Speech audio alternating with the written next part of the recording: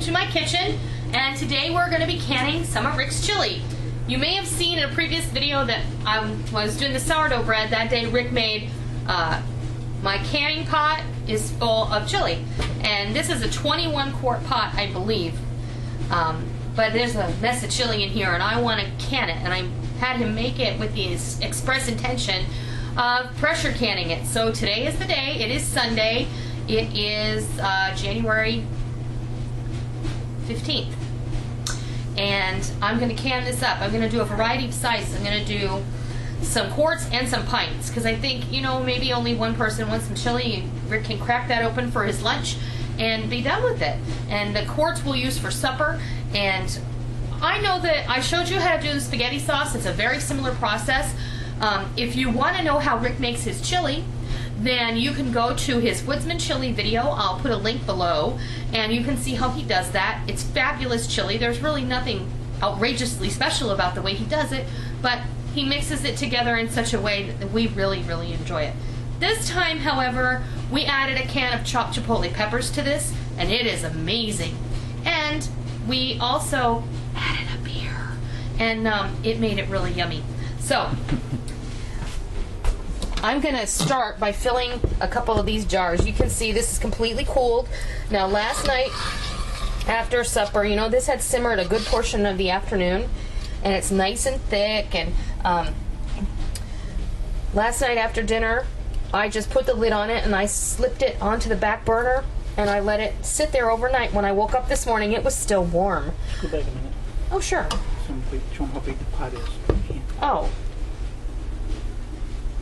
That is a big pot. Mm-hmm. That's my canner pot, my stainless steel water bath canner. That's how big this pot is. But because it's stainless steel, I would never probably do this in an enamel canner. But because this is just a big stainless steel pot, I am very confident that it's safe to cook in. It finally got cold enough here to do chili. Yes, it's been quite cold for this area on the last couple of days, which is nice. The winter finally got here. Which I think is funny because they kept saying it was going to be the coldest winter on record. Well, we haven't seen it yet.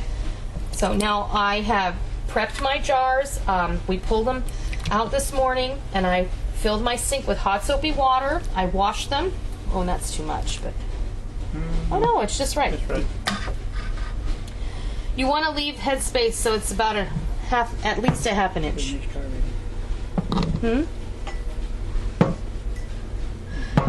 I prepped my jars by washing them, and I inspected them for cracks and chips on the rim. I have my lids and my rings simmering on the stove. And I am going to fill all of these up, and then we will see where we are with this. I'm filling up the pints first, and then we'll go to the quarts, because I think that I wanted to do all pints at first, but then decided that I would do a variety.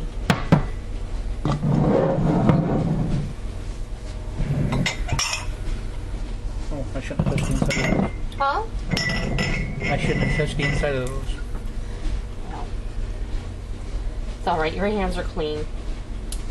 Mostly. Mostly.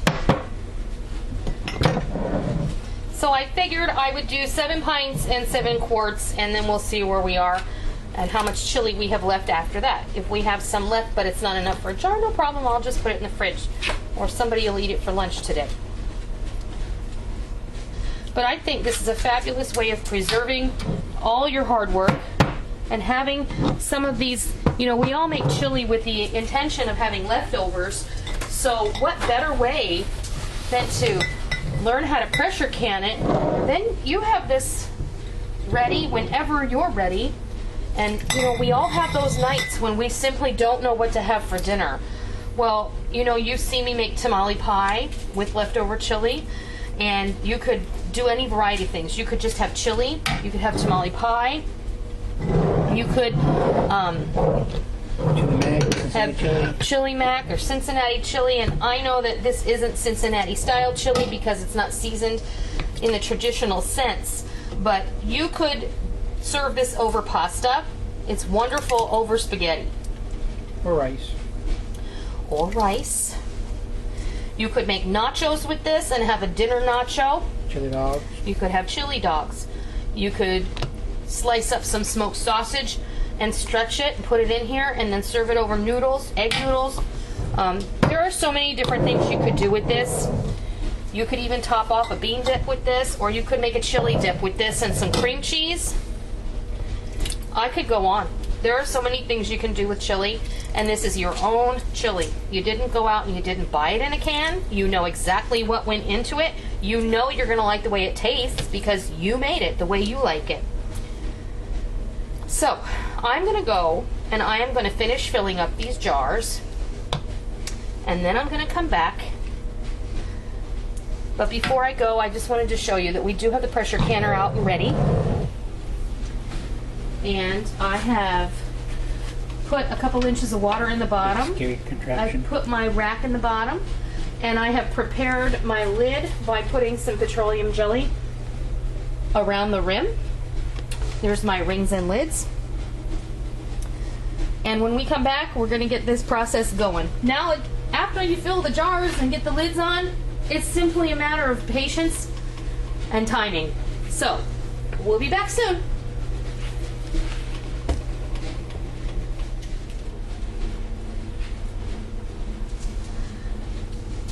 Yes. Okay. All right, we're back. I was just checking because I saw something funny, and I try and inspect my jars for cracks. That's the same thing I see.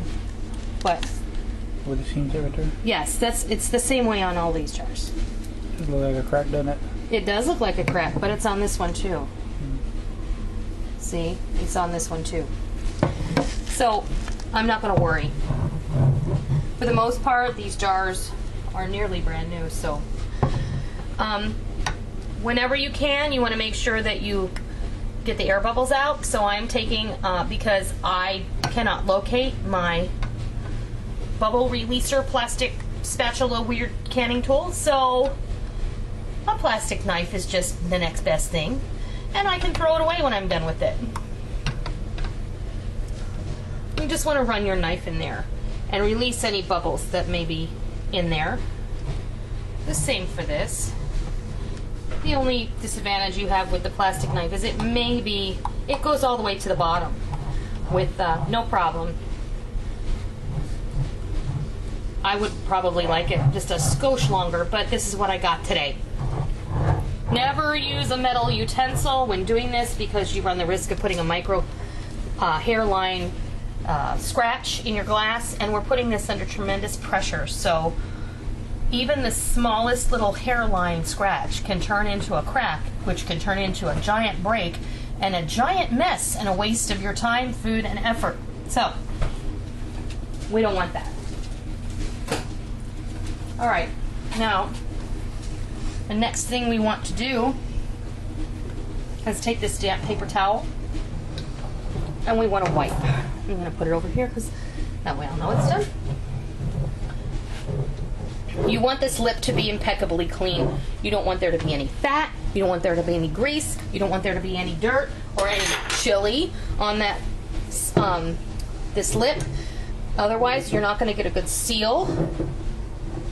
And if you don't get a good seal, why bother? You've just gone through all of this process for nothing, essentially. So, okay.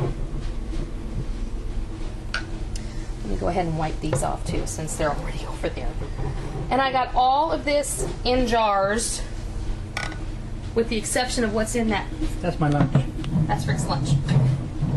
See how fortuitous that turned out to be? Everything works out in the end, doesn't it? No matter what. Alright, I'll wipe this one off.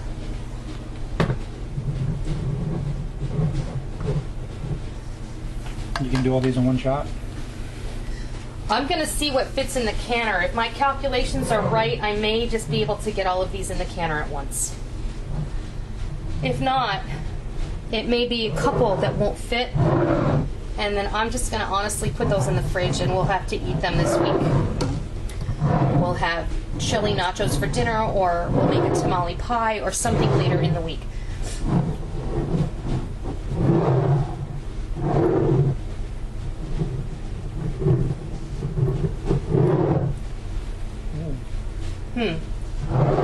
Make an 8-layer dip. Oh, no. I am going to make a 7-layer dip for sure.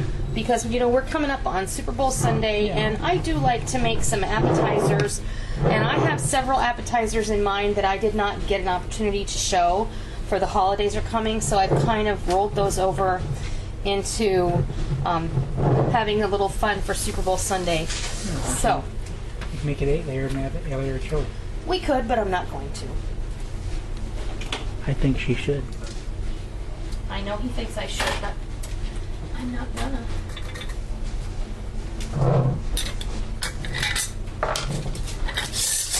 We put the lid on finger tight. See, that's running downhill there. Mm-hmm.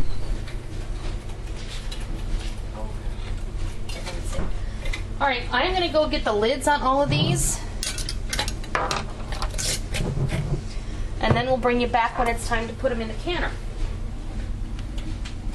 All right, I got all the lids on these jars, and now let's see how many we can fit in here. If I estimated correctly, I should be able to get all of these in here.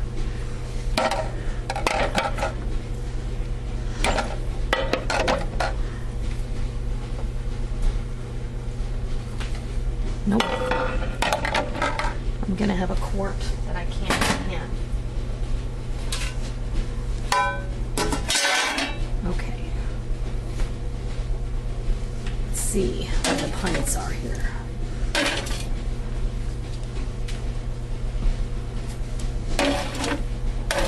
The best part about pressure canning, I think, is the fact that you can put things close together. Not like when you're canning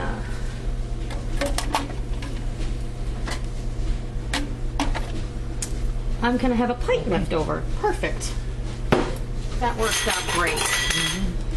All right, now we match up the arrows just like that. Go down over here. There we go. And now we have to, and this is an all-American canner. If you haven't, please consult the manufacturer's instructions and recommendations for your particular canner. On these all-American canners, you have to do the opposite sides together so you get a nice even seal. And I'm not going to tell you that this isn't, you know, you should be smart and cautious and knowledgeable about what you're doing, but don't get one of these and then leave it in your attic for 2 years because you're afraid to use it. That's just foolish. And ask me why I know that. How do you know that? I know that because I did it. I bought this beautiful canner and I spent a considerable amount of money on it. And then I had Rick put it up in the attic because it was in my way, because I was afraid. And fear is a stupid reason not to do something. Fear is a great motivator. It keeps us from doing things. It keeps us from being happy. It keeps us from being motivated. It keeps us from being productive, and it keeps us from learning new things. I once heard a fabulous saying, and it says, "A life lived in fear is a life half lived." And I think that if we all take that into consideration, we will not be so afraid. So don't be afraid. Okay, I'm going to put this on a high, and I'm going to wait for it to come to you'll see steam start to come out of here. We're going to vent it for 10 minutes after it starts to vent, and then we're going to put our weight on. We're going to put on 10 pounds of pressure for 90 minutes. So, when this is ready to vent and it's ready to put the weight on it, I'll come back and show you what I do. Okay, we have been venting for 10 minutes. I'll turn it this way so you can see. I'm now going to place my weight on here, and it's the 10-pound weight. What? What? Had a mitt on for that. I should have had an oven mitt on, yes. Even though I have asbestos fingers, Rick is admonishing me for not wearing an oven mitt, and he's absolutely right. Please exercise all safety precautions. This is not a toy, and it's not a joke. It's very hot, and it can be very dangerous if it's not used properly. So, that's just an extra vent. This is where it vents when you have the weight on it. And it's like a little, what do you call that? It's like a, check valve or something, because yeah. once it starts building pressure, that pulls off. That's right. What do you call that? I can't think of the name of it. If you were, it's a valve, really. Only other references I can think of are anatomical ones, and I don't think I should go there right now. Okay, so this is your pressure gauge, and it's going to start building. When it reaches 10 pounds of pressure, I'm going to back off on my my burner. I'm going to set it to medium-low heat, and I'm going to not go very far away from this pressure canner. I'm going to sit at my computer, and I'm going to edit a video, and I'm going to stay here, because once it reaches 110, see, 110, once it reaches 10 pounds of pressure, I'm going to want to monitor that constantly and make sure it stays there. You don't want it to go over, because then you could be in some danger, but you don't want it to go too low, because then you could compromise what you're canning, and you won't want botulism or get anybody sick. So, once it hits 10 pounds of pressure, I'm going to watch it, and then I'm going to keep it there for 90 minutes. After 90 minutes is over, then I'm going to turn off the burner, and I'm going to walk away. And I'm not going to look at this pot until there's no steam coming off of it. I mean, I'm going to walk away for an hour or two. I'm going to just forget about it and go do something else. And before dinner, we'll come back and I'll show you what all this looks like when it's time to take it out of the canner. So this is just a refresher, and I have other videos that show how to can chicken and how to can spaghetti sauce, several other things, and I'm going to be making even more stuff. So this is how I'm going to can our chili, and I'll be back when it's time to take it out of the canner. It is at least 2.5 hours later. We started 3 o'clock, and it takes about 20 minutes to get it up to pressure, so I waited till that happened. Then after we put the weight on, and then it had to process for 90 minutes. So after 90 minutes, time was passed. We turn off the burner and we let it sit here for at least an hour until the pressure goes back down to 0. You can safely take off the weight, which I keep back here on my little spice rack, and we're showing you where the weight goes. Now I'm just going to lift off this lid. Now I'll tell you what I told everybody the last time that I made the spaghetti sauce. When you see, that one didn't seal. When you see some red juiciness in the bottom, like chili, don't freak out. There is going to be some transfer. Huh? Oops. I'm going to take this out of here. And something I neglected to mention before. We processed this at the time that we would process quarts, because we've got mixed quarts and pints. If you're only doing pints, then you should only process the pints for 75 minutes. The quarts need to process for 90 minutes, but since we processed both, we have to do it at the time for the larger container. So that answers that curious question that I'm sure everyone's going to ask me.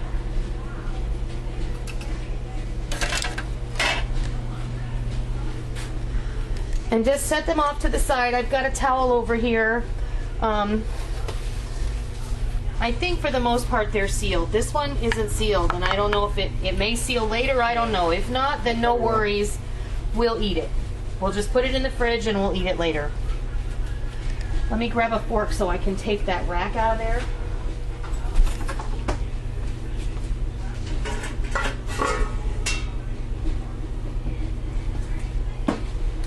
And this has drippiness on it, and we don't want to put this on here. Okay. Let's see.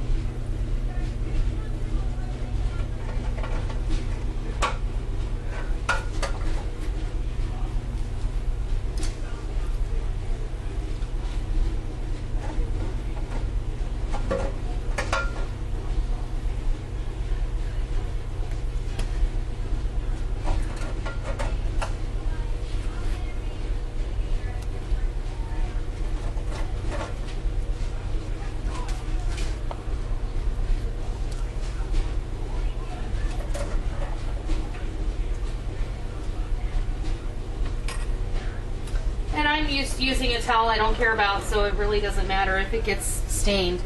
But, all right. There we go. Home canned chili. You can't beat that with a stick. We will be definitely using this, and we will be enjoying it for at least months to come.